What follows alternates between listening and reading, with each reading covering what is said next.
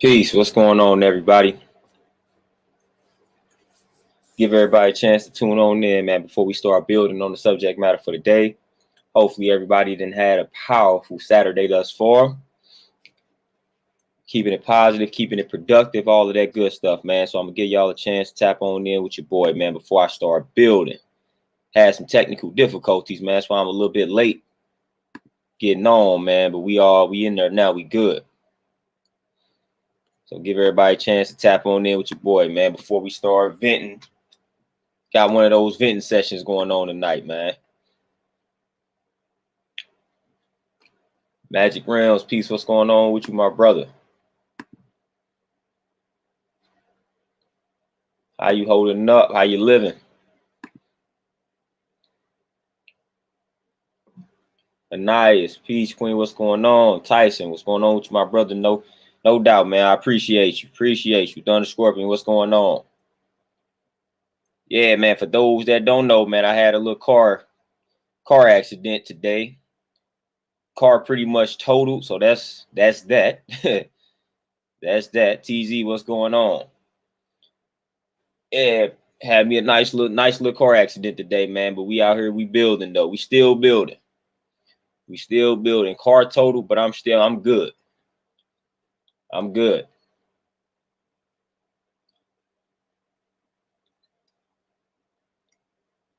Magic Rings, there you go. Get that workout in, man. You already know. Appreciate you. Thunder Scorpion, what's going on? Yeah, man. For those that don't know. Yeah, Thunder Scorpion, man. I'm good, man. I not gonna lie, I got a little headache, man. Back bothering me a little bit. Ran into the back of him pretty hard, man. What happened was, man, I was on the highway, man. So I'm behind this car that was going at a slow rate of speed. So I was like, all right, I'm about to get in the next lane. So I get into the other lane. Soon as I get into this other lane, next thing you know, it's a car, the whole entire right lane, full-blown stop. Mind you, it's raining. So by the time I realized that car was at a full-blown stop, it's too late, man. So I tried to hit on my brakes. Car ended up sliding. Boom, I ran right into the back of him, man. It was pretty nice collision, man. Messed up my whole entire, the front end of my car is done. I don't know why they were at a full-blown stop on the highway, but that's what happened. And it caught me off guard. As soon as I got over, I saw it, but it was kind of too late. So hit the brakes. I got the sliding on the highway, ran right into the back of them. Bam. So that's what happened to me today after I get done training. But it is what it is, man. We still here, we still building. We still here, we still building, man. And that kind of motivated the video for the day, man. I ain't TZ, no doubt, man. That can't break me, man. I'm good. It was time for that car to go anyway, man. That's how I'm looking at it. And I look at it too like it was a sign to tell me to just slow down, sit down, man. Be out here doing too much. So tomorrow I'm just pretty much gonna have to take the day off, cancel all my little sessions and whatnot, chill out. That's what I'm taking from that particular situation. So I'm not about to too much dwell on it. It is what it is.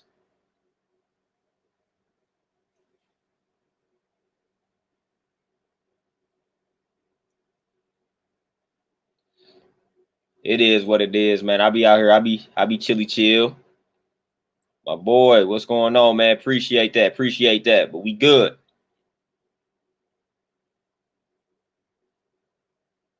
Kuma, you already know, man. This one of them topics I'm gonna have to vent. And I'm venting on, man. I'm venting on it. I'm venting on it today, and I got something that inspired this particular venting session that I got today. Mind y'all, like I said, I had a client some weeks ago. She came to me.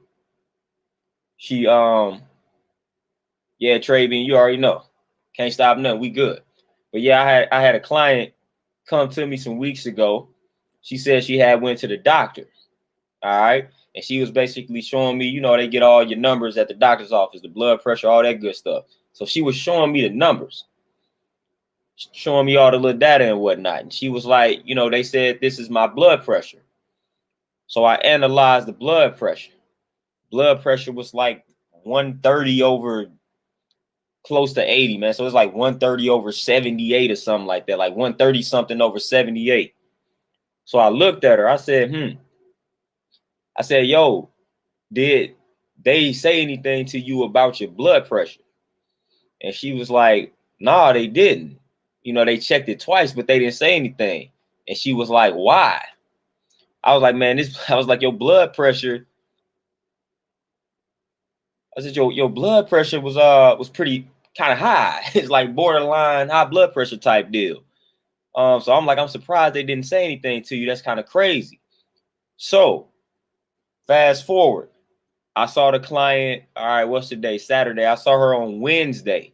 On Wednesday, she let me know that after I told her that she scheduled another doctor visit, like probably that next day or something. After I kind of informed her, like her blood pressure was a little bit high. So she went to another doctor, basically to get like a second opinion. And when she went to this other doctor, she let them know what her blood pressure was when she went to this, like the first doctor. And the second doctor was like, yeah, that's crazy. They should have talked to you. They should have told you that your blood pressure was borderline high because it is. So I said, wow, that's crazy. So it took for her to come to me, the personal trainer, for me to tell her that her blood pressure was high. Had she not shown me those numbers, she would have been walking around thinking her blood pressure is normal. Luckily, I got some information on blood pressure. So I pretty much could have saved her life. Like, look, like if she didn't show me that blood pressure, she didn't even know that it was high. She was like, I had no idea. She was like, she thought that it was normal. She thought that everything was good. That's what she told me. So she thought she was good. She was just mindless. She had no idea that that blood pressure number was like borderline high. She had no idea until I brought it to her attention. She was like, no, I just thought this was a normal blood pressure because they didn't say anything. I said, nah, man. I said, that blood pressure is kind of high, yo. Like, you need to get this number down. So had I not said that, she would have never scheduled this other appointment. And that second doctor confirmed what I said. So it took for me to correct that. Like the first doctor messed up, and it took for little old me, the personal trainer, to send her to the second opinion. And that second opinion confirmed what I said. So I said, come on now. Come on now. Like, this is why we can't be trusting people out here. I'm the personal trainer, not the doctor. I'm not checking your blood pressure on the regular. And I knew your blood pressure was too high. And I'm the one that told you that it was too high. You going to these doctors and they literally not saying anything. She said they didn't say anything to her about her blood pressure. Had her thinking it was normal, and they just checked it twice. I was like, wasn't it kind of alarming to you that they checked it twice? Why would they check it a second time? Why would they check your blood pressure a second time? I said they probably checked it the second time because that first time it was high. So they checked it another time, a second time. And the whole while they not letting her know what they doing. Whole while they not letting her know what they doing. So they checked it twice on her. So I'm like, why did they check it twice? They didn't even let her know why they was checking it twice. So I said, come on, man, this is not making any sense. And y'all already know, back when I first started getting consistent with the stream, and y'all already know what, like, I had a client and the information or the suggestions that a doctor told one of my clients back when I first started training at the gym where I'm at now, at my gym now, basically told her that it's okay for her to eat, what was it, 5 Oreos and a glass of milk for like a snack, but she can't eat fruit. So this the type of this the type of stuff that we dealing with, man. When it come to these doctors, man, that's the type of stuff that we dealing with. I'm honestly getting sick and tired of it because they actually making my job a lot harder. Like they making my job a lot harder because they justifying a lot of trash simply because most of these doctors, a lot of these nurses, a lot of people in the healthcare field are out of shape, obese, overweight, just toxic, acidic, all of that. Most of them fit that bill. Most of them fit that criteria. And even personal trainers, man, it's a lot of personal trainers who are trash. So a lot of personal trainers who are trash, man, don't eat right, don't look the part, like, at all. So, man, people that's in the industries that revolve around health, man, we got to do better. We have got to literally do better, man, because that's crazy. You telling somebody they can eat 5 Oreos and a glass of milk, but they can't even eat fruit? Tay, peace. What's going on with you, Queen?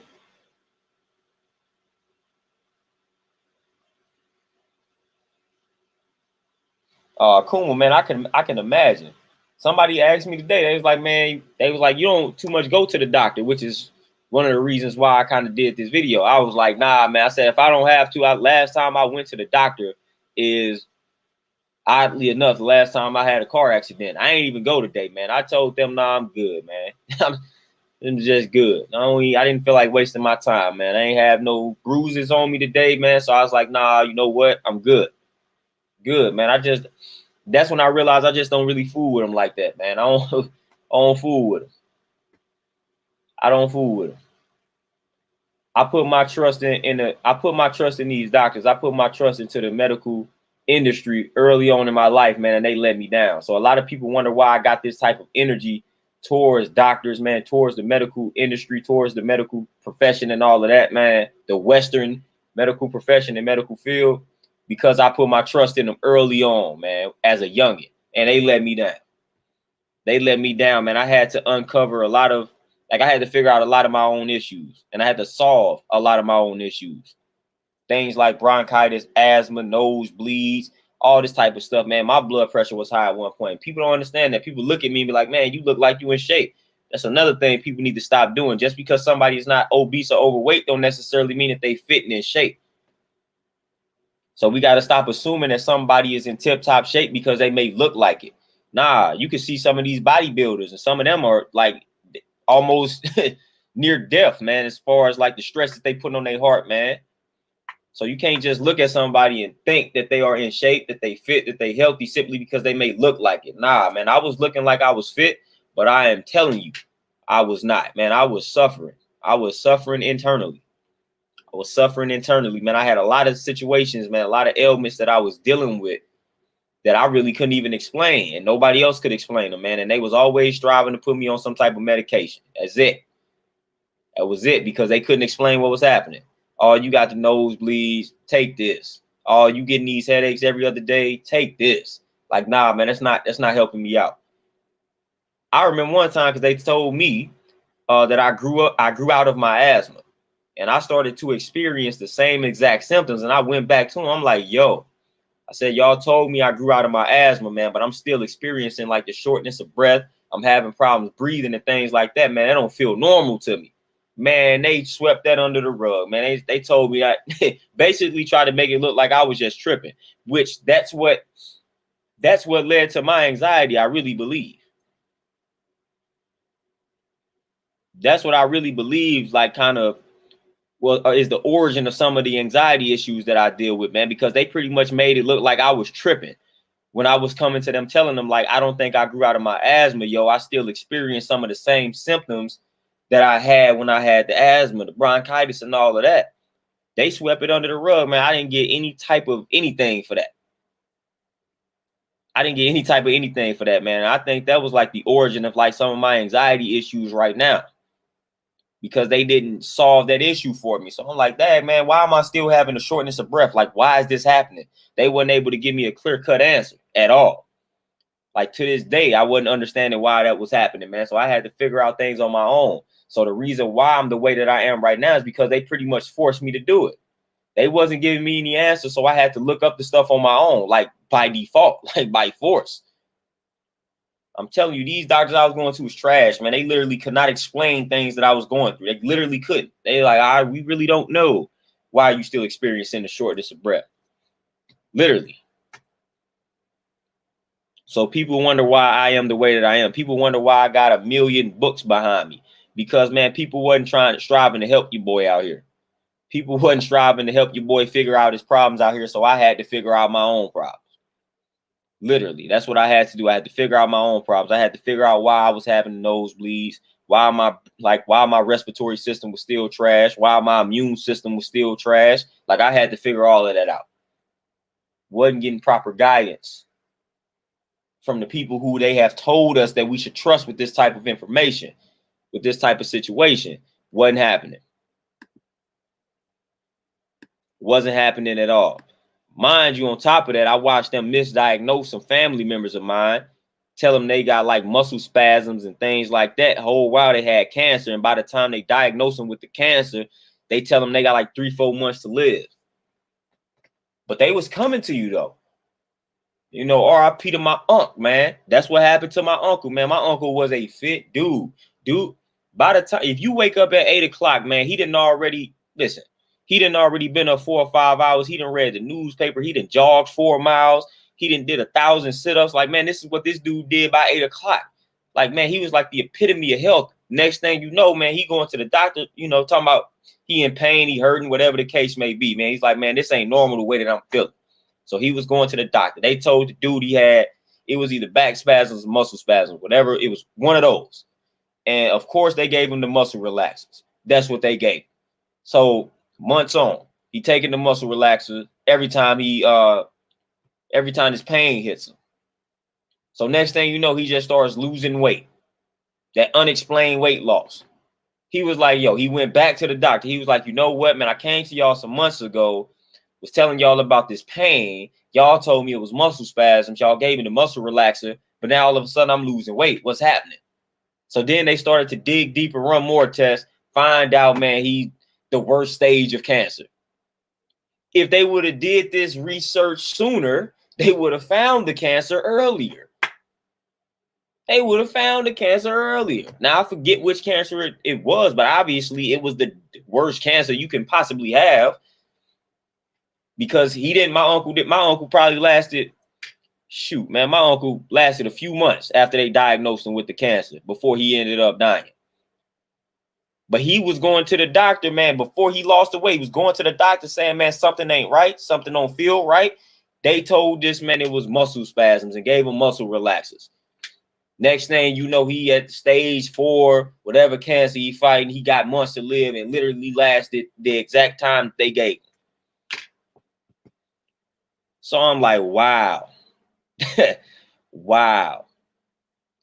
He was letting y'all know that it wasn't right, man. When he was going for the pain, the reason why he went to, listen, what y'all got to understand, we not about to just go to the doctor like if we just experiencing some type of back spasm. Like that ain't about to have me going to the hospital. That ain't about to have me going to the doctor like, yo, doc, man, I got a back. Like, man, I know what a back spasm is.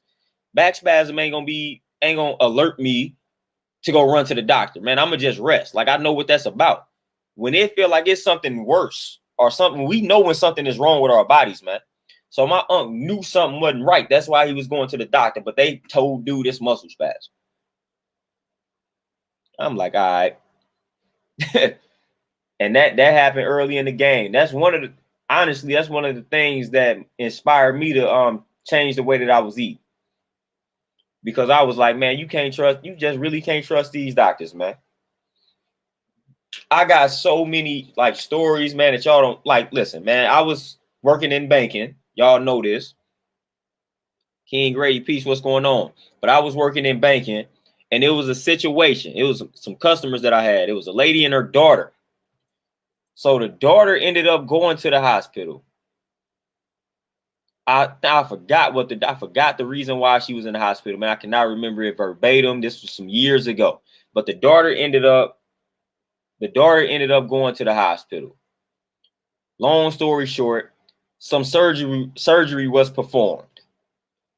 She gets the surgery, and I think days later after the surgery, the daughter ends up dead because of like blood clots or something like that.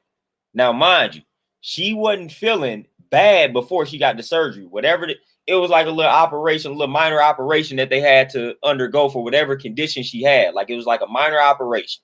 So it wasn't an operation that they was doing to save her life from something. It was just a minor operation. So she went to the doctor, whatever condition it was that she was facing. She went to the doctor. They was like, we got to perform this operation. They performed the operation. Days later, she ends up dying of a blood clot.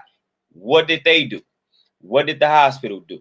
The moms blames the hospital. Like, yo, my daughter was cool until she got the surgery. Next thing you know, she's dead. It's got to be something that they did when they performed the operation. What the hospital say? The hospital legitimately blamed the daughter. They said the reason why the daughter passed was because she was overweight, or I think it was obese. That's what they said.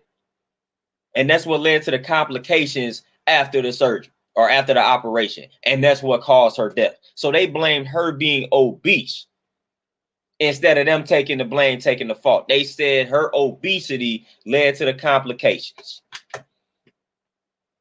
led to the complications that essentially resulted in her death. This is legitimately what they said. Hospital didn't want to take fault. So, like, are you serious? Are you serious? You're going to say the reason why she died is because she was obese. Her obesity led to the complications that essentially resulted in her death. I can't make this up. This is something that legitimately happened. And while I was leaving that bank, I know she was in a legal little battle with the hospital. Don't know if she ended up winning something or anything. Don't know. But it wasn't sounding good. It wasn't sounding too promising.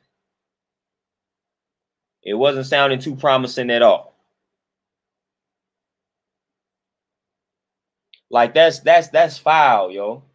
Can you imagine losing your daughter like that? Man, come on, man. That's foul. Could you imagine your daughter just minor operation? Next thing you know, she's dead, blood clot. Then the hospital blaming your daughter's weight.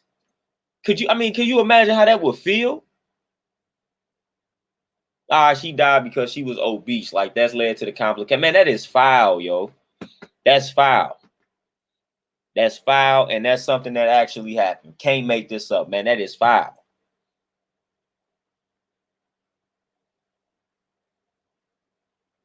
The underscore, man. They cover so much up, but it's crazy. It's crazier when I started to see that type of stuff with my own eyes. Like, and then people coming into the places where I was working, just telling me these things. I'm like, whoa, so they really out here doing this.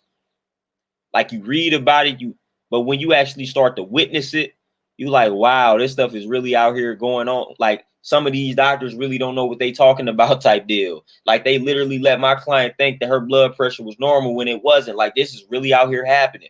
And we trusting these people with our livelihood. Wow, like our lives. Like, what's going on? Terenzo, what's going on with you, my brother?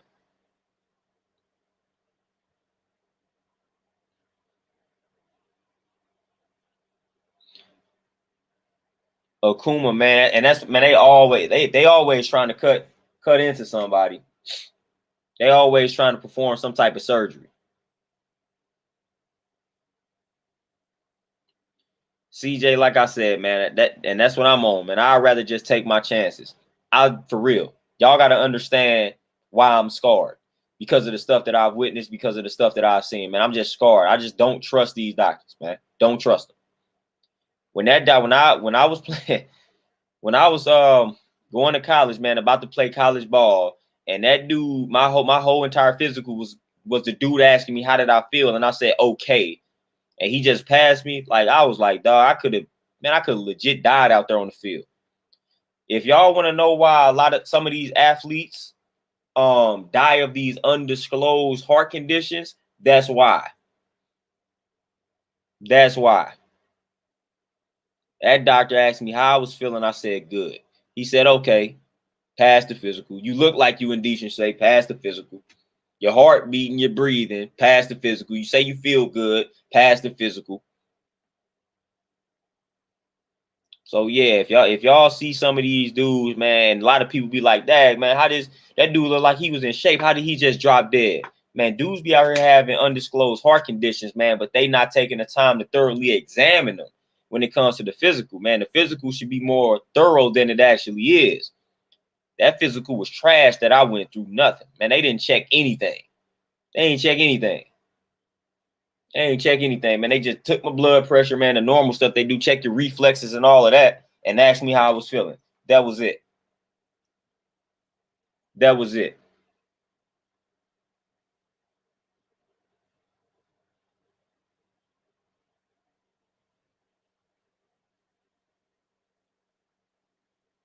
Like, that was it, man. That could have that could have been the end of it. That could have been the end of it, man. So that's why y'all see. That's why I study the way that I do, man. I study the way that I do for a lot of different reasons, man. Because I tried to put my trust into a lot of these experts, man, and it just didn't work out for me. It just hasn't been working out for me, man. Things tend to go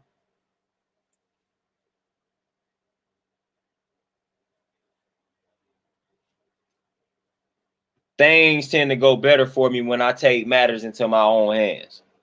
that's when things tend to go better for me, man. I've literally tried to go the proper route and say, all right, I'm gonna trust this expert because of their status, because of their label. Doesn't work for me, man. When I say, all right, man, I'm about to educate myself on the matter, that's when things turn around for me. That's when I start to figure things out. That's when I start to change for the better. So I just can't take it, man. I don't trust people no more, man. I don't trust people no more when it comes to a lot of these systems. I just don't. And a lot of people think it's because of something I read. Nah, it's because a lot of what I went through. Like people start using conspiracy that now, like a lot of my mentality was shaped via what I experienced and went through.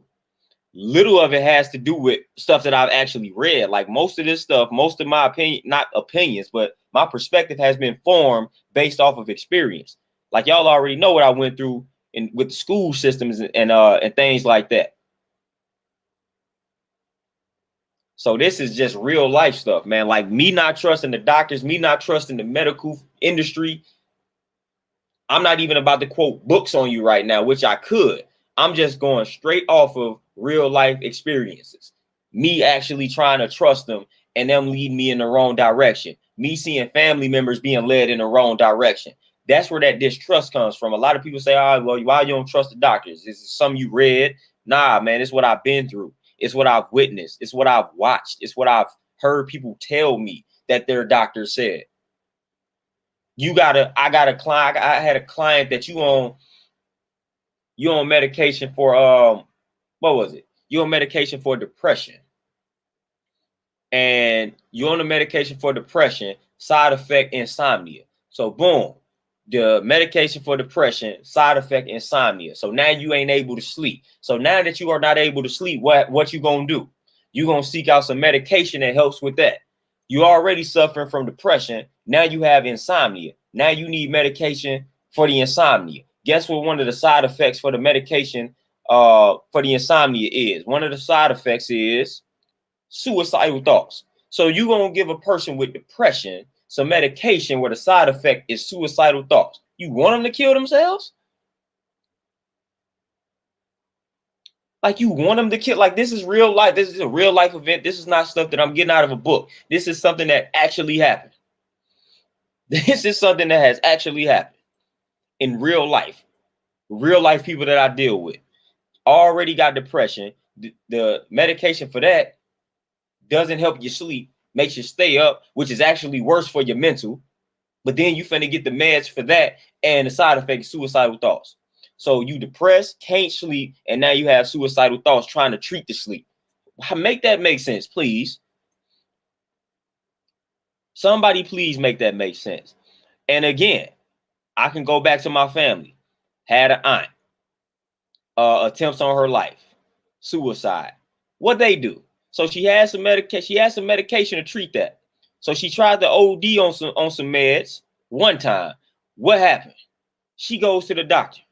What the doctor do? Oh, you tried to OD on these meds one time? Guess what? They give her a stronger prescription. I say, wow. Wow. She tried to OD on this medication one time. Y'all give her a stronger prescription. Well, y'all know how this story ends. RIP to my aunt. She didn't last too long after that. And again, just to be transparent, this aunt was married to the uncle that I lost from cancer. So that's crazy. But it's like, y'all, she come on now. She tried to offer herself one time. Y'all give her a stronger prescription of the medication the second go around. So I'm like, wow. And this is all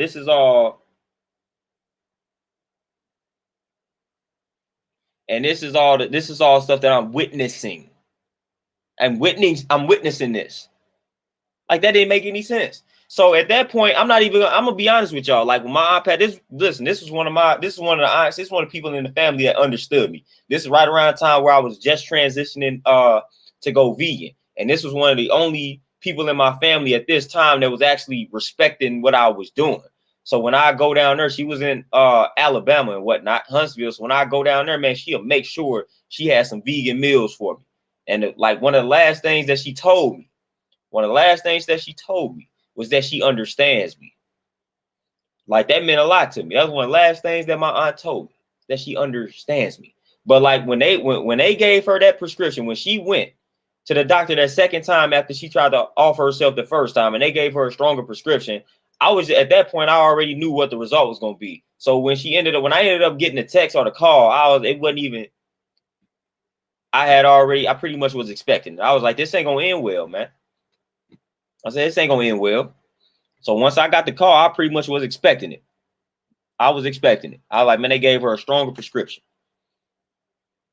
I'm like, all she gonna do is do what she tried to do the first time, but this time it probably ain't gonna work. I mean, it's probably actually gonna work because the prescription is stronger. So I was like, all right, so go ahead, just let me. I'm gonna get the call, then we're gonna have to do what we gotta do.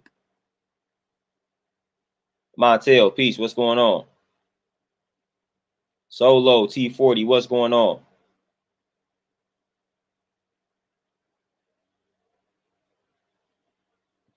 Yeah, Kuma, no man, no doubt, man. This is, I didn't watched, man.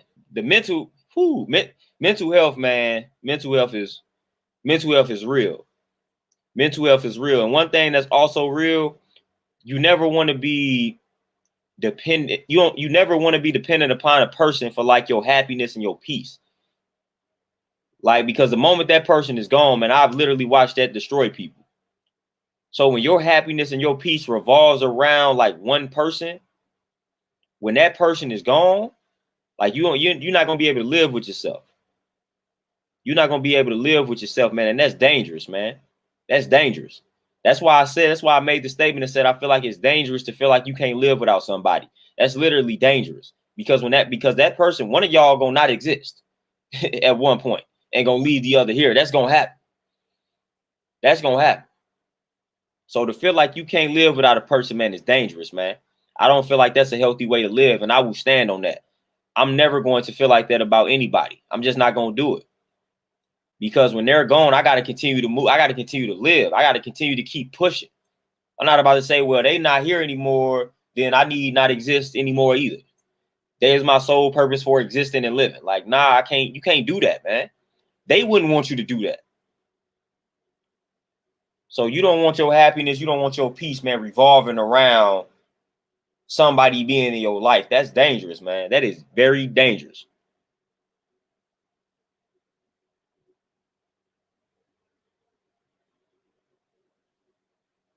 Immortal. That's big because, like I said, that is dangerous. I honestly think that's toxic, man. I honestly think that's toxic. I done seen some women think that's cute to be saying that, but man, I think that's toxic. You not about to. I can't live without you. Nah, I can't, and you should want me to live without you. Like don't say that. Like my wife, like I said, when she say that to me, I'm like, man, don't say that. That's ridiculous. Don't even plant that seed in your subconscious to where you think you can't exist without me, you can't live without me. That's dangerous to even speak that into exist. Like, don't even utter those words. Like, that's how I am about that, man. Don't even utter those words, man. Don't even tell yourself that, because the subconscious mind don't know how to separate fact from fiction. So if you keep telling the subconscious that I can't live without this person enough times, it's going to accept that as a fact. So then when that person don't exist, man, now you finna be literally trying to kill yourself. Like, literally. So you gotta watch what you speak out here, man, because the subconscious mind is gonna accept whatever you keep feeding it. So that's why I'm big on, I'm not saying anything like that repeatedly. Not happening. Not happening. Like, that is a dangerous sentiment to say I can't live without such and such. That is dangerous, man. That's dangerous. That's dangerous. That's attachment at its finest. That's obsession for real, man. Like, for real, man. Come on.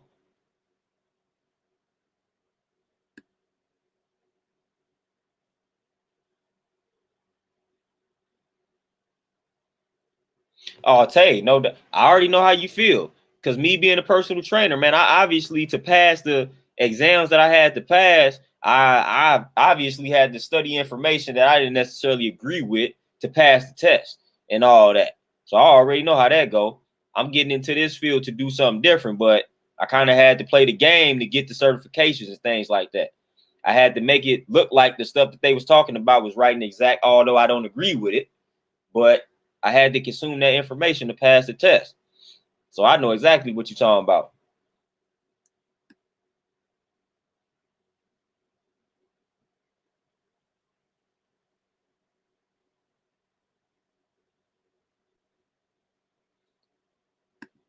Hey, immortal, dog. That's big, man. Because that's big. That's big. Like, to be able to survive without anyone's attention is huge, man. Because that's when you start to master yourself, and that's when you start to master life. That's when you start to master life, man. When you can survive and thrive without anyone's attention, man. That's big. That's a big step, man. That's a big step in the right direction for them. And a lot of times, man, when I start building on this type of stuff, man, people start saying it's depressing and all of that type of stuff, man. You should want friends and things of that nature. Like like, nah, man. Nah. Every time I start talking about detachment, man, people start thinking that it's depressing. But y'all just don't understand it. Y'all just don't understand it. That's all that it is, man. When I talk about detachment, people simply do not understand what detachment entails. And tell you right, niggas, that's a red flag. If you think you can't live without me, that's a red flag. It's not making sense to me.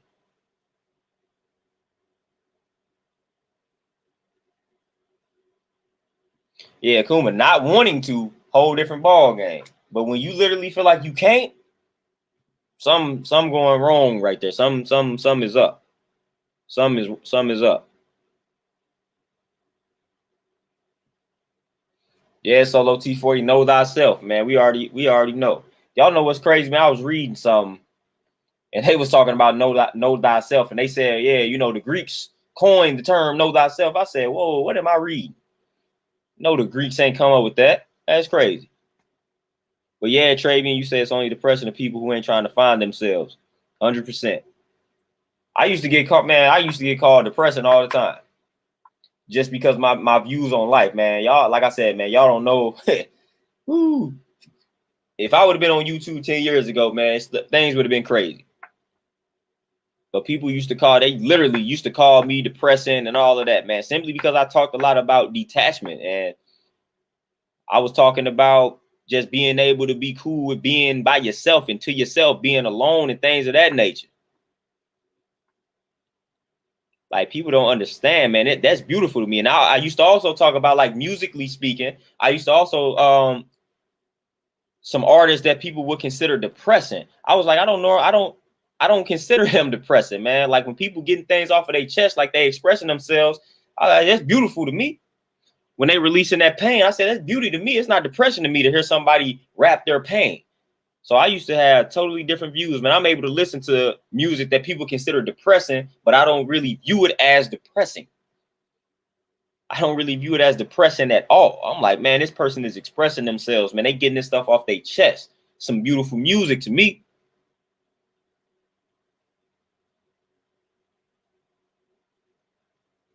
Oh, tape, man. Woo.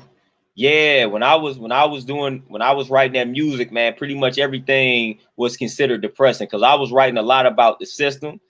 Man, I was going in on the system.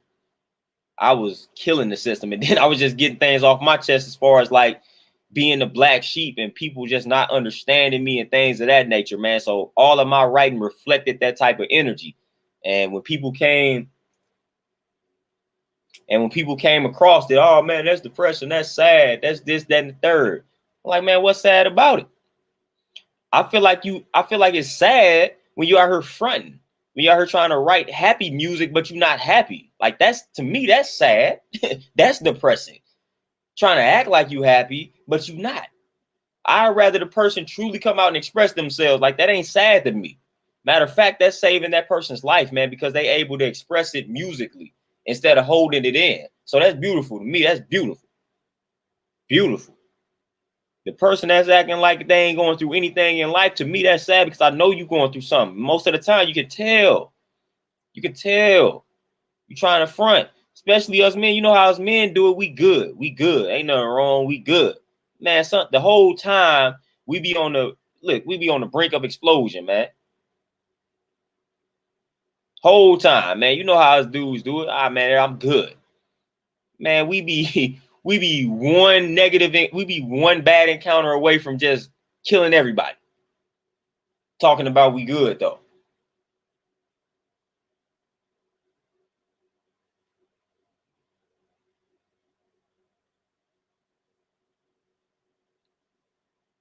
Cool, man. I can imagine, man. I wrote so many, man. I wrote so many so-called depressing songs. I'm telling y'all, man, if y'all would have heard some of the songs that I was writing back in the day, a lot of that stuff might be on YouTube, might be able to find. I done had so many rap names, though, it'd be hard to find some of them joints. Man, but I used to, man, I kid y'all not. I'm going to give y'all a prime example of what type of vibe I was on. I rapped over Tupac's beat, Life Goes On. Man, the title of the song when I made it was like, I Hate Life. That's what I was on back then, man. That song, and it was actually nice the way that I flipped it. But that's the way I titled it. I hate life. And again, it's the way that I titled it. It made you like, Dad, what's up with dude? But man, the lyrics was like on point, man. It was basically me reflecting on all the nonsense that was going on. Like all the wicked people, man, the wicked industries that was out here, man. And that's why I said I pretty much hate life. I was just hating what was going on around me. And I put that in the song. And I rapped over Tupac's Life Goes On beat. I never forget that. That joint was actually nice though. And I recorded that mug, and I would never forget it. I was at my people's crib. I was in the closet. Man. I was recording my own stuff and stuff, man. I was in the closet, my people's crib, in the room. And I recorded that track. That's the type of stuff that I was on.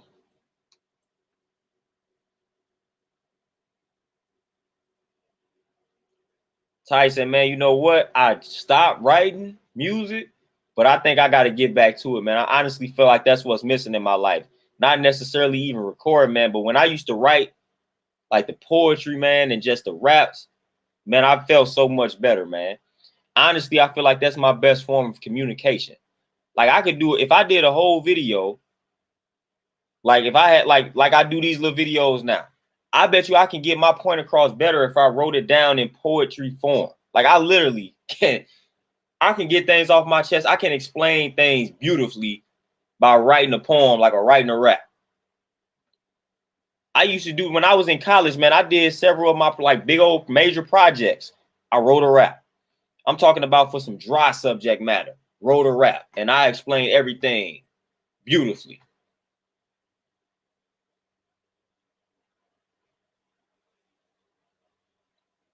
But I think that's something that's missing, man. I got to get back to just writing, like writing that type of stuff, man, because that's honestly like that was helping me, man. That's therapeutic for me, and I don't really do it at all really anymore, man. And I was in a zone back in the day, and I lost the momentum. Life started getting the best of me. You know how you get caught up in corporate America, and you just be like, man, it ain't no future in this music, so I just gave up on it and stopped doing it and just started focusing on other stuff, man. But nah, man, I can't let that go. I can't let that go. Man, hey Robert, you say what's my rap name? I don't even know anymore, man. I done had so many rap names. I don't even want to tell y'all some of them, man. But I used to be Universal Adam. If I rap now, I use that name. And y'all know within my culture, the 5% Nation of Gods and Earths, we give ourselves a righteous name. That was the name that I gave myself, Universal Adam. That was like the most recent name, man. But I didn't went by Mr. Punchline back when I used to be a punchline rapper. Used to be into all of that. I went by the name ex-president before. Man, I done had the name Ringa B, which is crazy. My last name Bell. Somebody messed around and gave me that name, so I ended up rolling with it. That name was corny and whack. I don't know why I rolled with that, but Ringa B was one of my names. Uh, I went by the name FBI before too, Free Black Intellectual. So I took they little acronym FBI and I put my own spin on it. Would have got in trouble with the law if that name would have cracked, but that was a name I used before too. I think I had some other names too, then forgot them though. But that FBI joint was dope. Free Black Intellectual. They ain't like that name too much.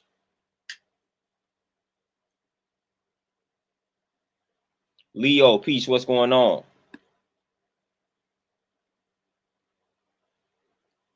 But like I said, man, that mental health, man, we gotta do things that keep us sane, man. We gotta do things that keep us sane. Matter of fact, I'm gonna give y'all another example. At my mom's job, at my mom's job, she had a situation where it was a mechanic. It was a mechanic that died on the job. Dude was like 56, 57. Dude just died at the job. On the job. I think it was of a heart attack. But the backstory to this particular situation of dude dying on the job. Dude had just went to the doctor, right? And the doctor told him that that he was like the hours that he was working was just too much for him. Like the job was literally stressing him out. The job was killing him. Long story short, that's essentially what happened. So that doctor, kudos to that doctor, but that doctor tried to warn him and said, "Man, you doing too much, man. You working 12-hour shifts. Like with your condition right now, man, you shouldn't be working these type of hours, man. Like you doing too much for this job. This job is killing you." And that dude ended up dropping dead right there at the job. These jobs really don't care about you. So if that dude would have been like, "Man, my doctor said I can't be putting in all these hours because of my condition," guess what? That job probably would let dude go. That's why that dude was probably up in there clocking in, because he felt compelled to come in there and do that. He felt like, man, he couldn't not go to work. I said, man, I ain't going out like that. I made my mind up early. I ain't going. I'm not dying for somebody else like that. I'm not doing it. Not doing it. Maurice, Randy, what's going on? Like I ain't going out like that. It's just not happening. It's not happening. My man's died on the job, man. He was basically working too much. He was overworked. And I guarantee you he's probably underpaid. So this is this type of stuff that's going on, man. Again, you think that job cared about him passing?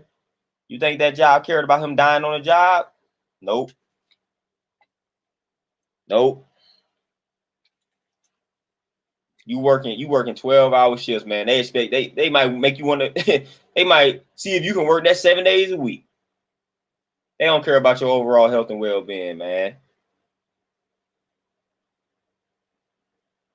Jay Peach, what's going on? Immortal, man. I ain't even peep the funeral for DMX, man. I start stuff kind of weird though. I mean, it's peace that you know, but these funerals on live and stuff like that starting to be weird to me. But I mean, I guess it's peace, man. But that stuff kind of strange to me. But I ain't even get a chance to peep it, man. I saw like little pictures and whatnot. But yeah, if the casket was on the monster truck, man, that was peace.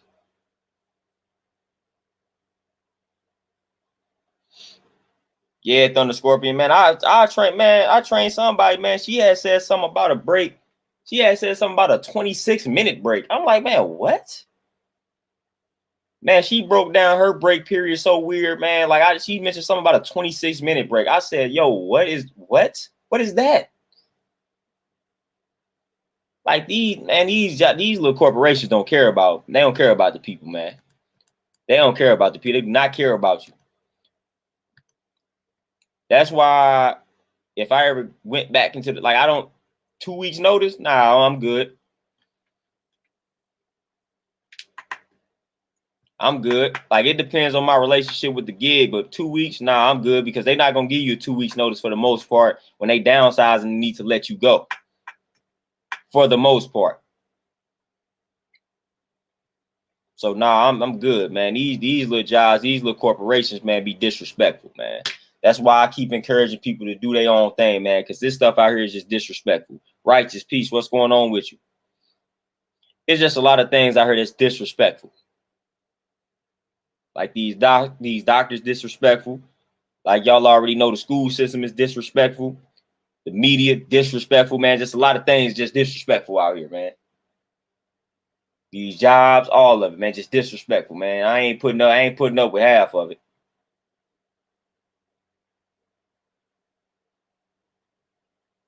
Airview Peace, what's going on? Thunder Scorpion, that's crazy, man. When she said 26-minute, I'm like, man, what is that? What are you talking about?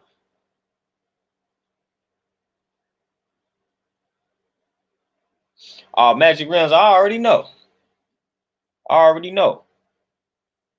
And people don't understand a lot of our health issues result from the jobs that we work in, man. A lot of us work these jobs that we hate, that's stressing us out. And that's the reason why we suffer from a lot of these ailments and conditions that we suffering from, man, simply because of the job that we are on right now.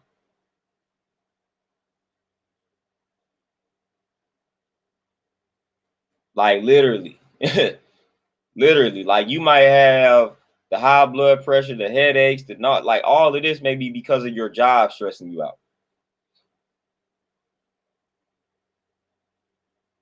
Like I done been talking to a lot, man. A lot of people be like, man, I got this problem with drinking because my job is so stressful. I got this problem with eating this, that, and the third because man, when I get off from my job, I be so stressed out that all I just want to do is sit back and eat. Like, man, listen, at that point, man, it's time for you to make a change, man. And that's what I had to do.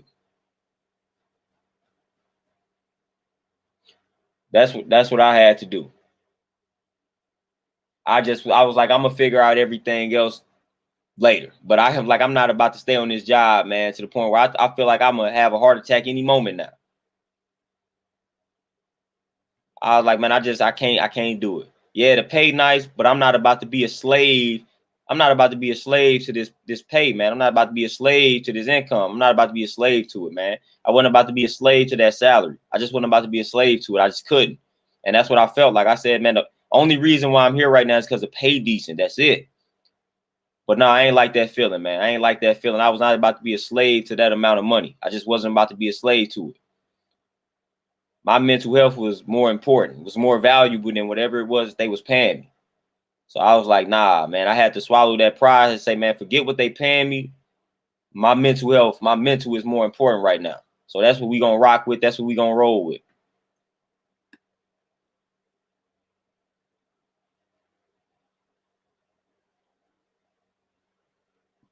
Righteous, man. And that's what I'm talking about, man. That's what I'm talking about. Making those type of decisions, man. That's what I'm talking about.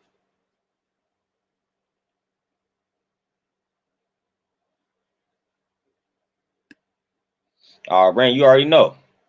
You already know. 2-week notice? Nah, what's that? Now, if you know what I'm saying, if the job was cool and I'm cool with everybody, I may do it. But for the most part, now I would not do it.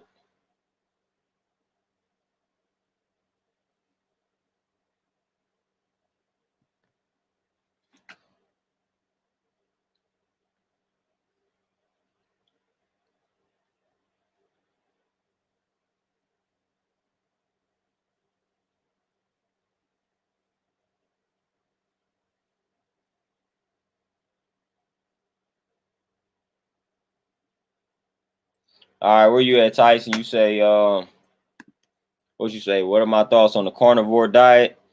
I don't even gotta I don't even gotta finish the rest of that, Tyson. You already know. My thoughts on that is that is trash. That is trash. I'm no carnivore diet and me, no. Like, nah, not at all. Do not fool with that at all.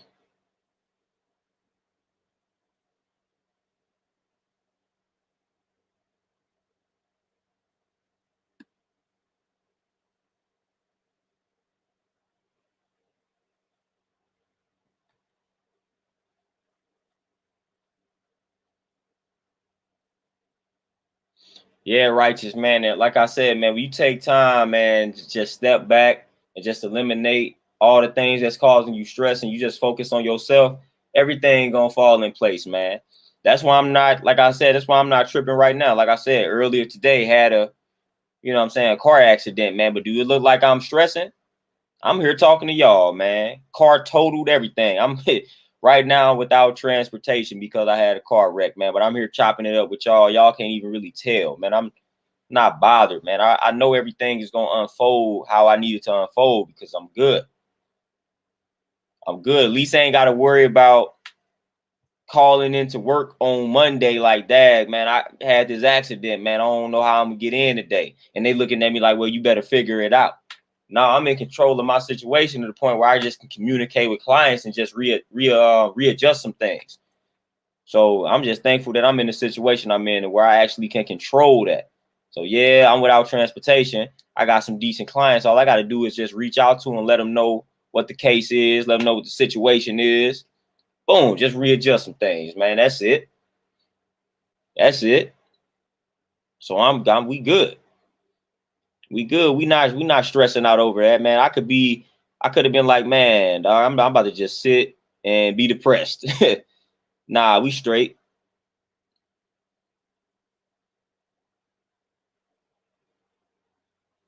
Hey, righteous, that's crazy.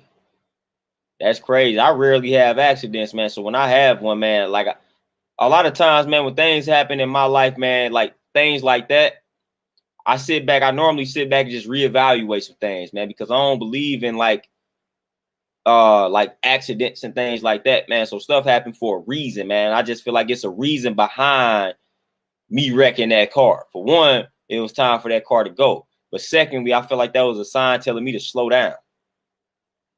Slow down. Because the whole science behind the car wreck, man, that car was stopped on the highway randomly. So what did I have to try to do at that point? I had to try to slow down, hit the brakes, but I ended up sliding. So the whole science behind what happened to me was slow down, man. Slow your roll. I could have easily stayed behind the car that I was behind. They was going a little too slow for me. It wasn't like I was speeding, but I was like, man, I'm gonna get from around this car, get in this other lane. So I could, listen, I was only 2 exits away. I was only 2 exits away from the crib, man. So I was right by the crib, man. I was right there. It was 1 exit I had to pass. Then the next exit, I would have been right where I'm at right now. But I'm trying to get around this car, man, because I done had me a long little week, man. I'm ready to chill out. Next thing you know, car stop. Boom. I'll run right into the back of them. Wow. You know. So I took that as a sign to say, man, slow down, man. Don't even worry about going into this gym tomorrow. Take you a day off to yourself. That's how I was viewing that situation, man. Like sometimes, man, you got to decipher the signs, man. So when things happen, I always try to decipher like the deeper meaning behind it, man. That's when I tend to get a little metaphysical about life. Yeah, Thunder Scorpion, everybody that was involved was okay. Still don't know why they were stopped on the highway though. Like I don't know why they were at a full blown. Like I don't know. Like it wasn't no legit reason as to why they were stopped on the highway. Like none. Like it wasn't like their car. They was having car issues and they stopped. Like they literally was at a complete stop on the highway. And what they told me was it was a car in front of them that stopped. There was a car in front of them that stopped, and they were stopping to avoid hitting that car. But the car that was supposedly in front of them, once I hit them, then that car that forced them to stop apparently drove off. So I have no idea. I don't know what happened. I don't know why they were just stopped on the highway. Like you're not expecting somebody to just be like it's a red light on the highway. You're not expecting that.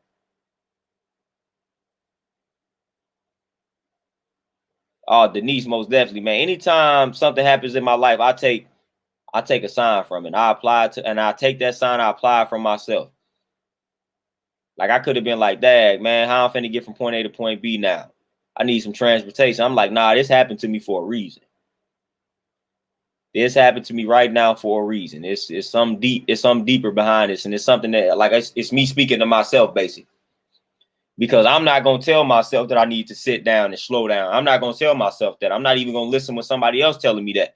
Now I'm forced to listen. Now I ain't got no choice. I ain't got no choice now. So it's like, man, I gotta take heed to that, man. Slow down, man. You're doing too much.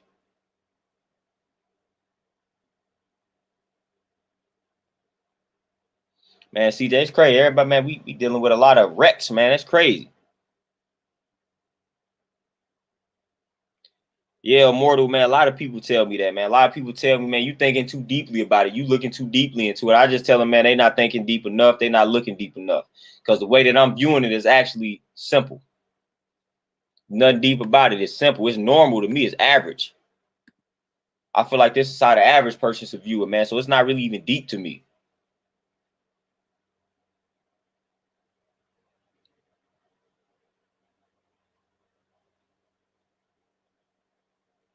All right, there's no doubt, man. That's what, like I said, that's why I ain't even stressing, man. That's why I'm not even stressing, man. Stuff ain't. I don't allow stuff to stress me out no more, man. Like I said, when I was on the last job that I was at the bank, man, that was getting the best of me. I don't let stuff get the best of me anymore, man. I just don't. I'm in control of all of that, man. I'm in the control. I settle on the best part, like I was taught. Settle on the best part. It's always a positive that you can settle on, no matter what the situation is. It's always a positive that you can settle on. I settle on that. I leave the worst part for everybody else.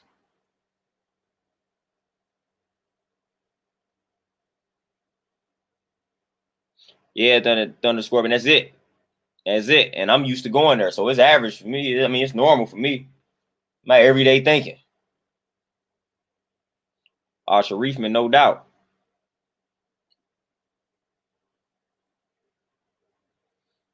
Yeah, Denise, you asked me the question of the hour. You say, what does an ideal rest day look like for you? That's my problem. I don't rest. Like, I literally work every day. Like, I literally train people every day, and I think that's part of the problem. So my rest day is me basically training and getting done by like 1:30, and then having the rest of the day to kind of do what it is that I want to do.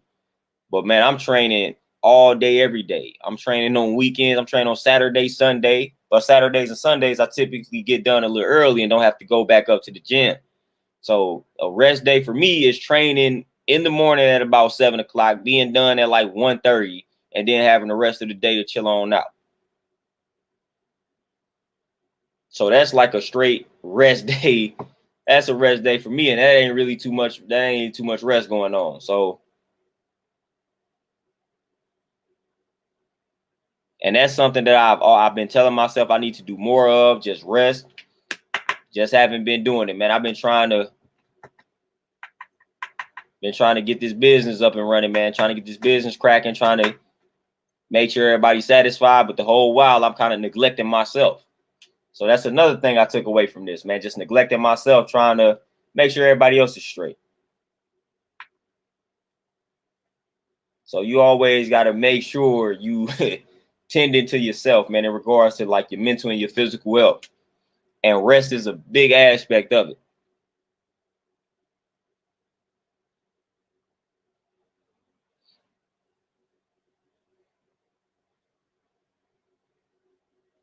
Yeah, righteous, no doubt. I'm already knowing. I'm already knowing.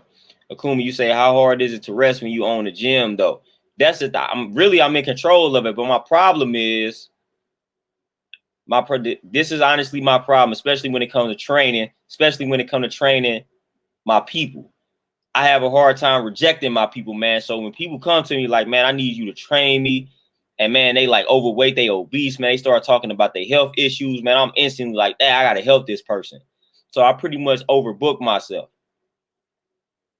I was like 100%. I already know I'm overbooked, and it's only me. So I ain't got no other trainers that work, got nobody else that work in there with me. So it's all me, solo dolo, man. So I know I'm overbooked, man. I got a lot of people I got a lot of people that I train.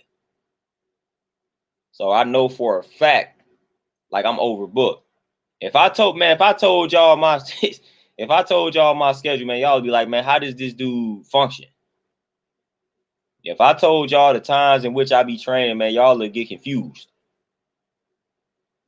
Y'all will wonder how I find time to do this. Hence why I'm probably on right now.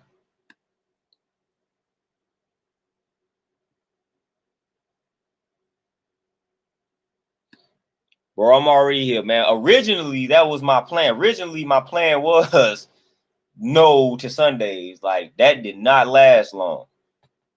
That did not last long. At first, I was trying to get it how I live, man. I was just trying to fit in people. I was just trying to fit the people in, man. I was trying to get my money. And whenever people was available, I was like, I'm gonna just try to work around that schedule, man. So the few clients that I had at the beginning, I was working with their schedule. So that's how my schedule ended up getting weird, man. But I had a whole vision for it. I'm like, boom, I'm gonna do this on Monday, Wednesday, Fridays, Tuesday, Thursdays. I'm gonna do this. Saturdays, I'm only gonna do this, and Sundays, nothing. Man, that lasted about a week. I said, dag, man, that did not go according to plan. That's when I realized when it comes to like life, boy, life don't care about like how you plan it out sometimes, man. Things just end up happening. Like things just end up unfolding in a whole different manner. So it's like, you plan for it to go this way, but this how it's about to happen.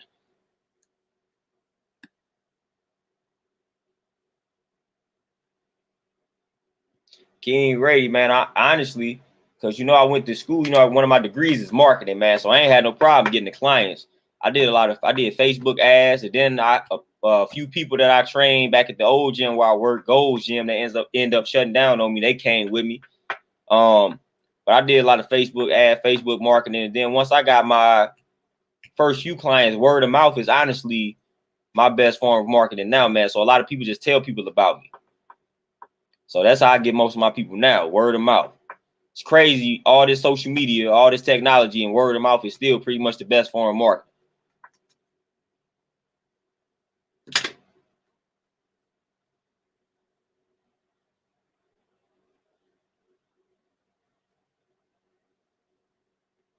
Yeah, Denise, I'm trying. Matter of fact, I'll break something down to you. I'll break something down to you. Like Thursdays, man, I get up. Sometimes I may have a 5 o'clock appointment or a 5 o'clock session. Then I got like a 6 o'clock class. And then I may or may not have somebody at like 7:30. And I may or may not have somebody sometimes at like 8, and same for 9. And then I got somebody sometimes I had somebody at like 12, and then I had somebody at like 1. Then I had to be back up at that joint by like 4. So I have like a 4 o'clock, 5 o'clock, 6 o'clock, may have a 7 o'clock, and then got an 8 o'clock. That's on like a Thursday. Little time for breaks. Like little time to actually sit back and just chill out. So I'll be trying to incorporate little days where they're a little bit lighter. But man, as soon as I think I did that, man, somebody hit me up with a random proposition, man, and I don't reject them, man. So I gotta learn to say no for real.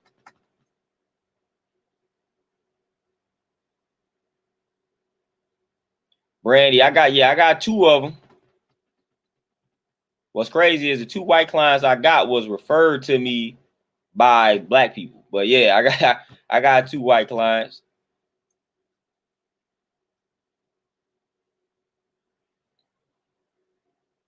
All right, just reached there. That day, that's a Thursday for me, man. But like Monday, same type of vibe though. Like Monday, Wednesdays, Fridays, same vibe. 5 o'clock, I got a session. Boom. 6 o'clock, got a class. 7:30, I got a session. 8:15, got another session.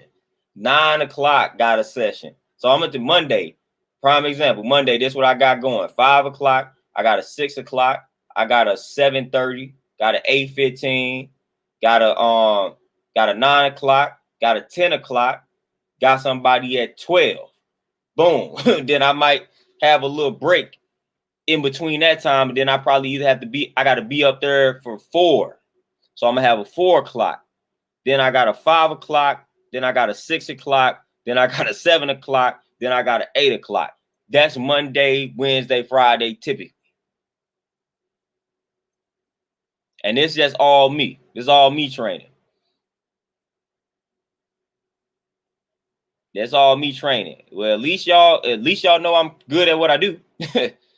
You wouldn't be good at what you do if you didn't have this type of clientele. And I got people right now that I can't even respond to them, man. I don't even know how to reject people. That's why I need somebody to work for me, man. I don't even know how to tell people that, man, they ain't got no space.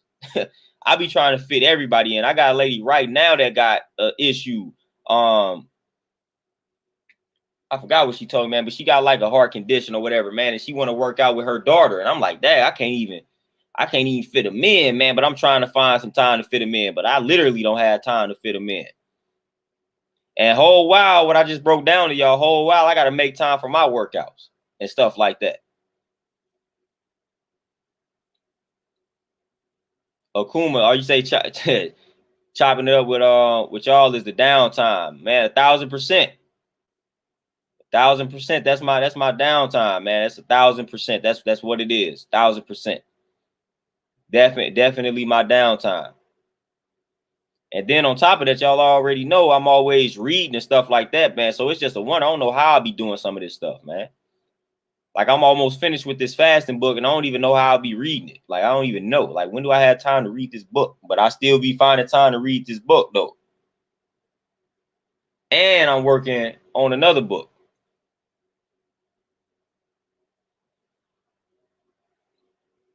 But I gotta take heed to the signs, man. I don't want to be overworked to the point where it's like, hold on. Hold on, man. I ain't got time for that. King Grady, I ain't got an assistant, anything and anybody. I ain't got an assistant, anything, anybody. But I think the business is flowing so good now that I probably could afford to hire somebody now. But you know how that go. I don't really. It's hard, man. It's hard being the person that I am. It's hard being like a person that really don't fool with people, nor trust them. So it's like, man, it's hard for me to hire somebody, man. I don't know who to trust out here, man. I don't really too much care for a lot of people in the city that I'm in. I feel like I hire somebody, man. I don't know what to expect from them, man. I just don't even know. Like I don't trust people, man. I do not trust people one bit. I just don't. I just sometimes it's a blessing and a curse, man, when it comes with being the person that I am, man. I just I just can't. I don't. That's why I'm not in the partnership. Like I just don't. I just don't. That don't work for me. So man, if I bring somebody in, it's gonna be a rigorous process, man. Because I don't really too much.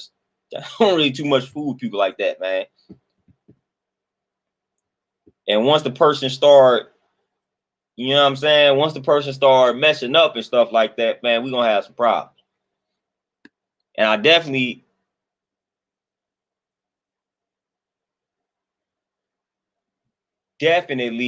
not about to do the family thing, man. I ain't about to even go there with it.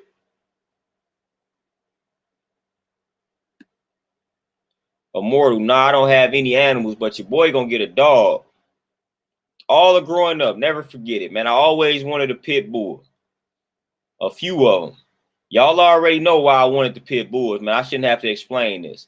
But for the most part, growing up, I always wanted some pits, man. I always wanted some pit bulls. And y'all know who influenced me wanting pit bulls at a young age. But I always wanted some pits. I think now is the time. I think I'm about to get me one, man. If I find one, I'm going to give me something.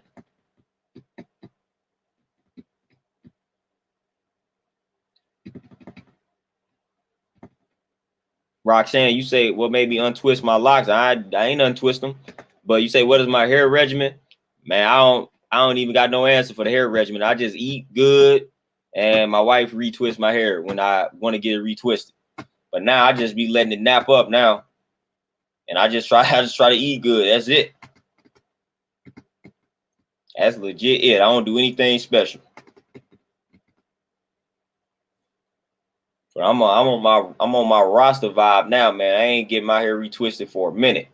We just letting it nap up, man. We embracing the nappy look. We embracing the nappy look. That's what I'm doing now.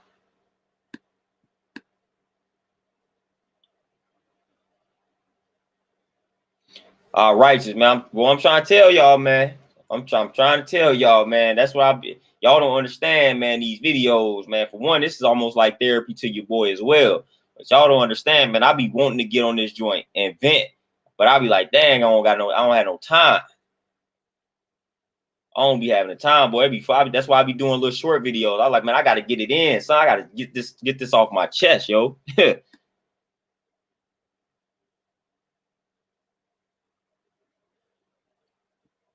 Yeah, Terenzo, no doubt. I could honestly do more virtual stuff though, but man, I just still don't trust people like that. Yeah, Nias, that man. Woo. I just heard too many stories, man. People trying to hire people, man. They stealing from them. There's all that type of stuff, man. I do not have time for that. Trying to sabotage the bit, like I just don't have time for it, man. I don't have time. Don't have time for it. If y'all don't know a thing or two about St. Louis, St. Louis is filled with a bunch of people you can't trust. I'm pretty sure that's the world, but man, St. Louis got some weird folks, and I ain't got time to be bringing any of them through my doors.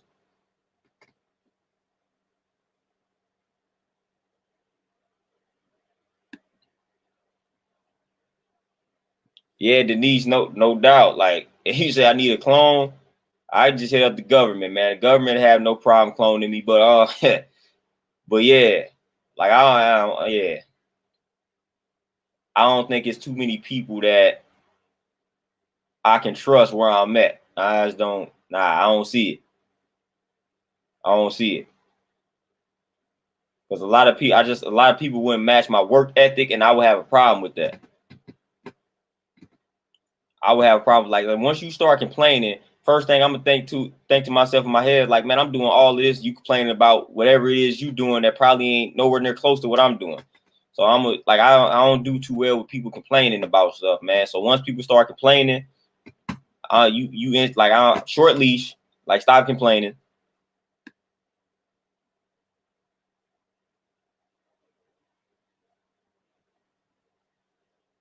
Yeah, Thunder Square off energy, just man, stuff just be all bad, man. When you bring another person in, like whether it be a relationship, whether it be a business, whatever it is, when you bring in other people, man, that's a crucial decision, man. And I just don't really too much rock with people, man. People be having some weird energy out here, man, and I ain't got time for it. I ain't got time for it, man. Like your business is like your child, man. Like you don't trust everybody to be around your child. I don't trust everybody to be around my business, man. I just don't trust it. You look up, they had a friends in here working out for free. Just little stupid stuff, man. Just little dumb stuff, man. I just already know what to be going on. I just know it.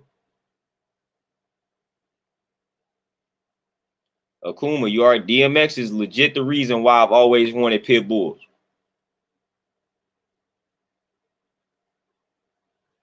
Man, tell you, I'm jealous, man. I gotta give me one though.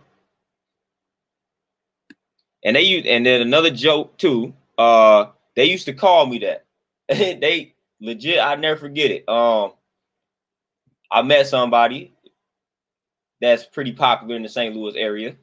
And the first thing they do call me a pit bull because of the way you know what I'm saying, the way I'm built.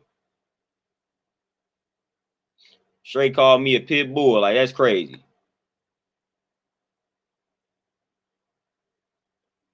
King Gray, get off your ass. Yeah, that book peace, man. That book is peace. Bro, man, consistency, man, and people just be straight. People just weird, man. I don't know how to explain it, man. People just weird. People just. Well, I'm gonna give y'all an example here. Again, man, I got a bunch of examples, man. A lot of people. I just got a bunch of examples. It was these this couple that used to come into the bank where I work. They own a restaurant. I'm gonna break something down to y'all, man. I ain't never heard nothing like this before. They said somebody broke into the restaurant. So boom, shattered the glass, right? Broke into the restaurant, broke into like the little cash register or whatever, took the little change. Guess what they did? They shattered the glass to break into the restaurant. Before they left, they actually picked up a broom and swept up the glass and cleaned it up. Like, man, what? So they shattered the glass to break into the restaurant, stole the money, then picked up the broom and say, you know what? Let me sweep this up. Let me clean this mess up. I ain't never heard nothing like that, man. What? Who does that? I mean, who lit like that? This is another true story. Got them on the camera. They say broke in, boom, shattered the glass, stole what they stole, and said, you know what? Let's sweep this up. Like, wow. I don't even know if I could be mad at them after that. Like, dude, what? Y'all cleaned it up after y'all robbed me. Wow, okay. Nice. I'm thinking about that.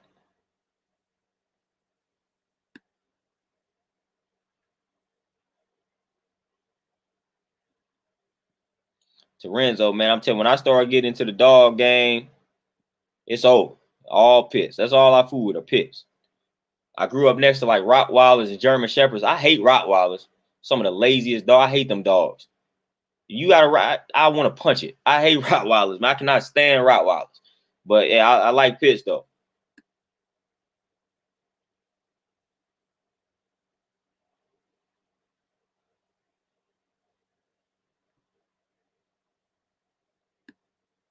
Yeah, man, it's crazy out here, man. So they boom, break up in the restaurant, shatter the glass. Whoop.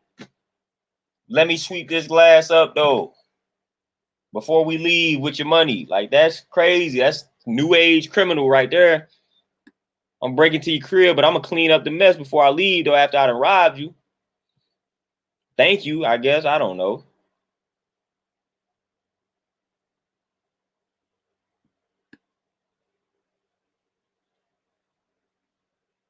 Like I didn't understand. I thought they was joking, man. But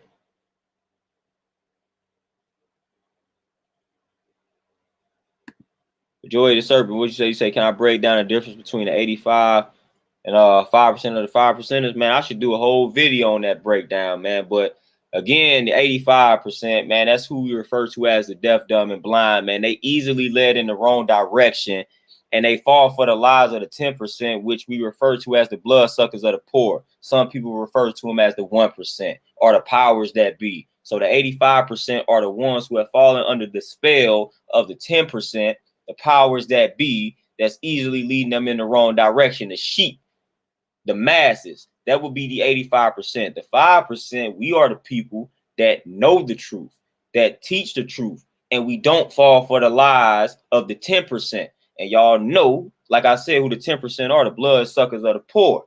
So we go against that grain, and we also go against the grain of the 85 in the sense that we're not easily led in the wrong direction. So we know the truth, we teach the truth, and we stand on the truth. So that's basically the difference between the 85 and the 5. But I could do whole little video on that joint.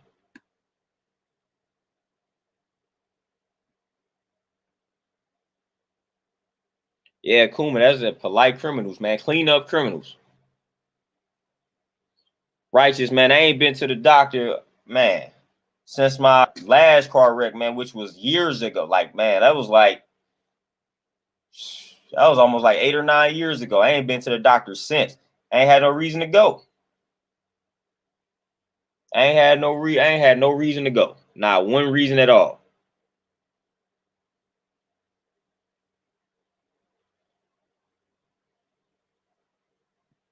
Yeah, Terenzo, I guess that's some new age stuff, man. I ain't really too much hip to that. That's crazy to me.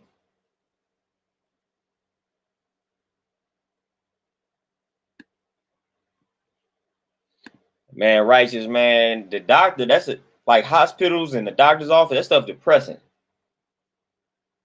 That stuff just as soon as you walk in there, you just feel the death, man. As soon as you walk into the hospital, as soon as you walk to the doctor's office, you just feel like it's almost like taking your car to the shop or something. They just gonna make up something wrong with the car. Like they just gonna make up something. And 9 times out of 10, they be wrong. Like whatever they told you wrong with the car, it probably don't even need to be fixed. So a lot of times, man, when you go to the doc, man, you will walk out with something being wrong with you, and you walked in feeling fine. You walked in feeling fine. Next thing you know, you walked out with 2 different prescriptions. Like, man, I ain't even know anything was wrong with me. Just making up stuff wrong with you, or making up some shots you need to get.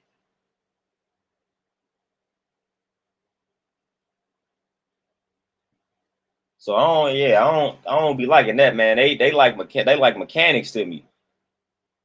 Once they get wind of you not knowing anything about cars, man, they feel like they can tell you anything is wrong with your car, and you gonna believe them, and you gonna spend that money to get it fixed. Them doctors be the same way, man. Once they feel like you don't really know anything about your body, man, they liable to tell you anything, and you gonna eat it up. You gonna eat it up, man. They gonna have you on these pills for life, man, thinking that you need to be on it for life, when in reality you don't.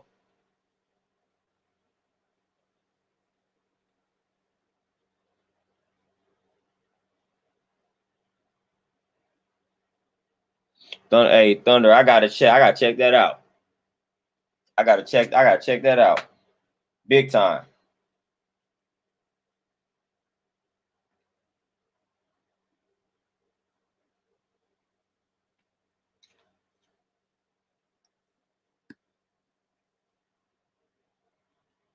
Yeah, Kuma, that's how I feel, man. I'm either if I'm gonna be a crip, I'm going hard. I ain't about to be playing nice with it. Like that's crazy.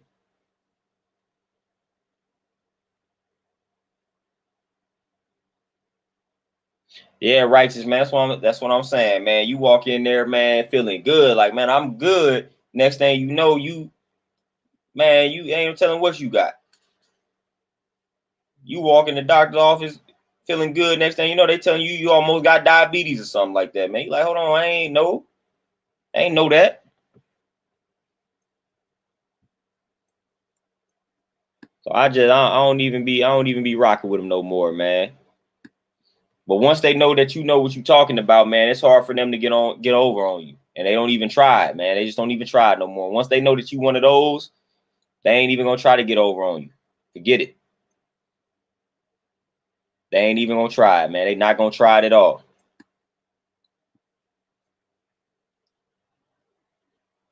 Yeah, Airview, they definitely finessing people without the knowledge, man. But yeah, man, I this just had to reflect, man. Like I said, man, when things happen in my life, certain things, I get to reflect, look, look a little deeply into the situation, man. So I feel like I'm at a point in time in my life now where things are telling me to like slow down, and I'm not listening. So I feel like I was forced to listen this particular point, man. So it's like I'm listening, like slow down, man. You got a purpose to fulfill, and you living in a way that's making it hard for you to really fulfill your purpose because you neglecting your health mentally and physically. So I gotta take heed to the signs, man, and just slow it down. Like that's literally what I'm on right now, man. I gotta slow it down, and I gotta really focus on the things that matter the most, which is essentially my health. Like I feel like I'm good, but I know good and well, like the lack of rest that I get, like it's impossible for me to say that I'm well rested. Now, granted, the healthier that you are, as far as like your regimen and the way that you eat and stuff like that, like the less sleep that you actually need. Now, that's a proven fact. They even talk about that in the fasting book. They even talk about this in the fasting book. Like the healthier you are, the less you need to eat, and the less rest that you need or sleep that you actually need. So it's a lot of science to back that. But I even with that, I still don't get enough.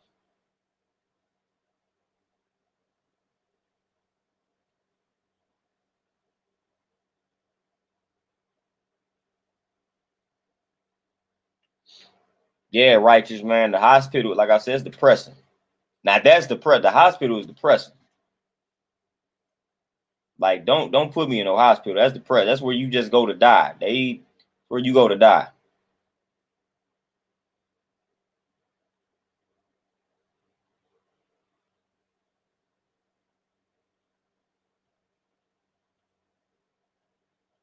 King Grady, man, I got a sea moss powder, and I also trained a lady that she say she make the sea moss. So I'm about to buy some from her. She say she gonna have some Monday, so I'm gonna try to get some from her on Monday. So I definitely rock with the sea moss. Definitely rock with it.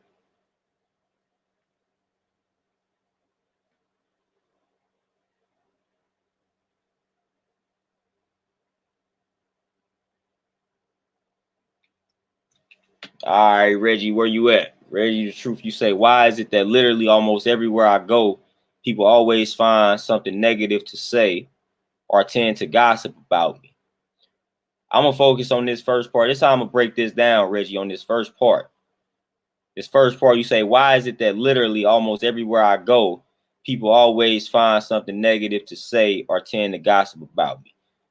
When these people are saying something negative about you and the people are gossiping about you, that means you living right.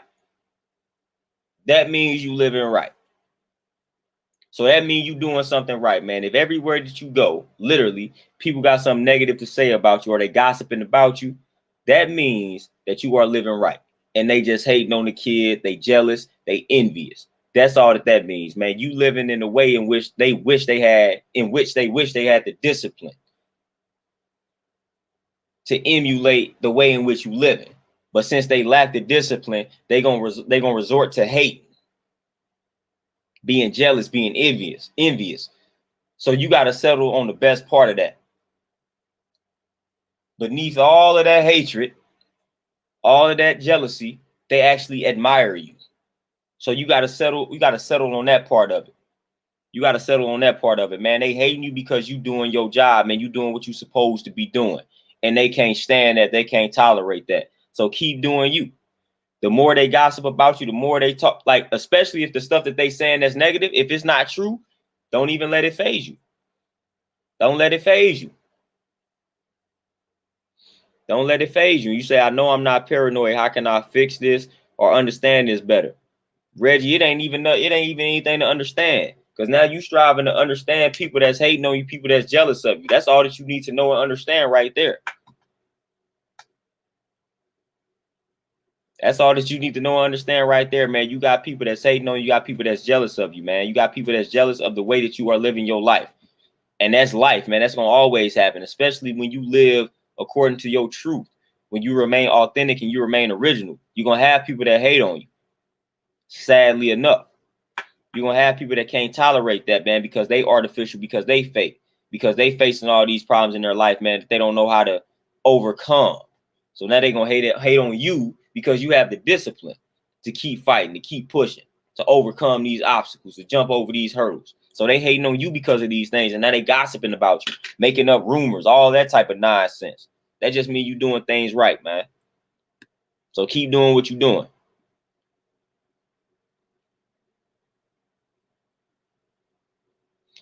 Kuma, I already know. I already know that I'm probably finna feel it in the morning, man. Cause like I said, I hit myself pretty good. It was a strong wreck, man, on my end, bro. I know I'm feeling it. Cause like my back and arm is sore as a mug right now.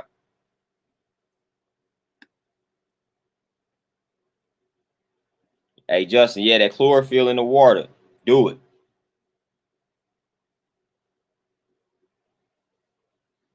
Righteous Reach, pumpkin seeds, yes, sir. Pumpkin seeds, and they good for that iron as well. Decent source of protein, too.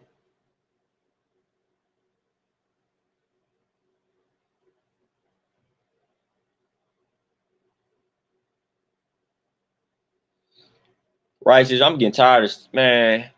Sometimes I hate the stuff when it starts trending, when you've been on it for a minute. Sometimes I hate that. Because when you've been trying to tell people about something for a minute, then all of a sudden it starts trending and everybody try to get on board. It's like, man, I've been talking about this for so long. That sometimes just makes me upset. I ain't even gonna lie to you. Hey, God in Hollywood, peace, what's going on?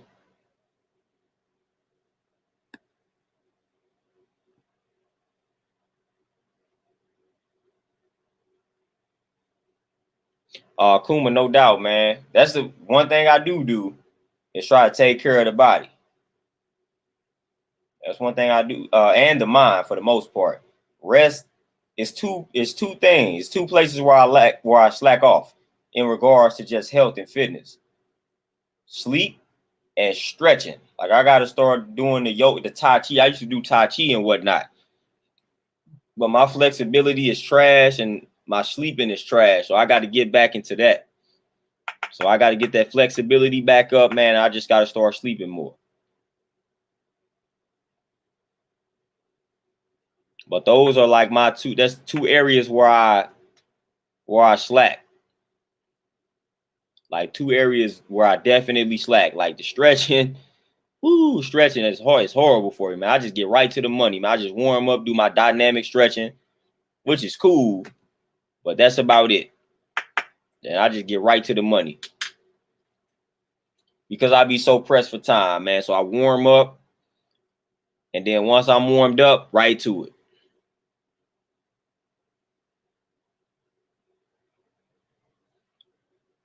Hey, yeah, the roasted, you already, yeah, them raw joints be decent though.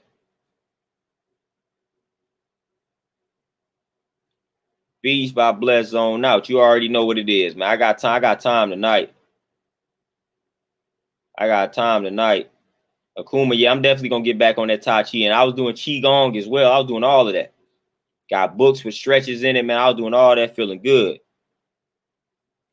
Releasing the chi, as they say, man. I was on it.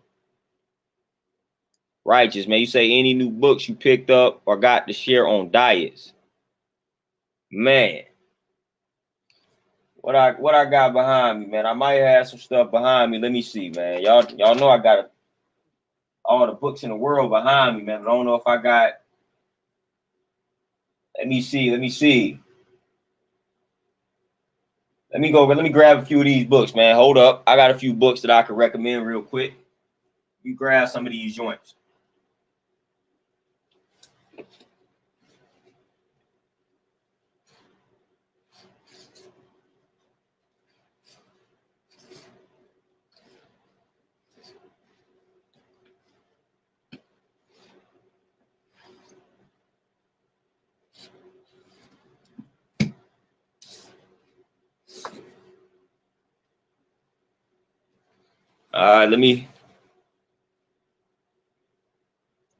All right, let me drop these jewels real quick. All right, I got a few books right here, man. A few books on diet. Here we go. Here go one right here. Nutrition Essentials for Mental Health. A complete guide to the food-mood connection. Good joint right here. Grab that book. You got to read this book right here with an open mind. The 80-10-10 Diet. I may have brought this book up before, but this is a solid book, man. But you got to read this book with an open mind because it is different. But the 80-10-10 Diet, get this book, man. It's very interesting. Like I said, you got to have an open mind when reading this book because it's pretty much going to tell you everything that you was taught about food definitely is a lie. From eating vegetables to, man, listen, just get this book and read it. Interesting. Another good joint. Plant-based sports nutrition. Plant-based sports nutrition, man. This is good for when you're working out. It's letting you know kind of what to eat before the workout, after your workouts, man. Just how to fuel yourself, man. How to fuel yourself. So this is good for anybody that's following the workout regimen. This book is on point in regards to how to eat a plant-based or maintain a plant-based lifestyle while working out and things of that nature, man. So this book is peace. This book is peace for that. Then another joint, last joint, the Magnesium Miracle. Get this book, the Magnesium Miracle. Y'all know what magnesium is, but go ahead and get a book on it. The Magnesium Miracle, man. That's a powerful book. So those the books I got for the day, man. Those the books I got for the day, man. I got a bunch of other books, but they not behind me. But yeah, those are the books that were behind me that I would recommend. Probably got more. I ain't looked through everything that's behind me. But I'm about to be finished with this fasting book, but I didn't recommend this book like 5 times. But I'm about to be finished with this book. Might finish it tonight, man, because your boy ain't going in tomorrow, man. So I got time. I'll probably just sit and read this book and finish this joint off.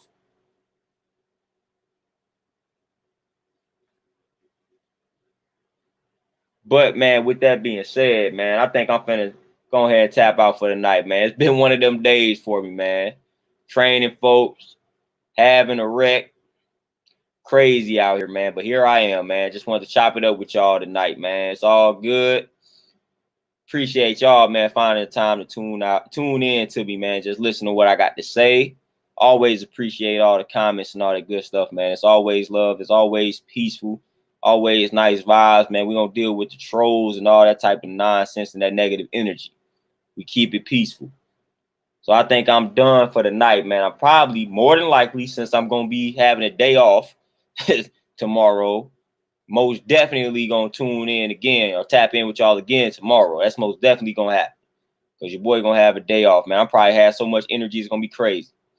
But I'll probably tap in with y'all tomorrow, man. Y'all enjoy the rest of this night, man. Be easy out here. Peace.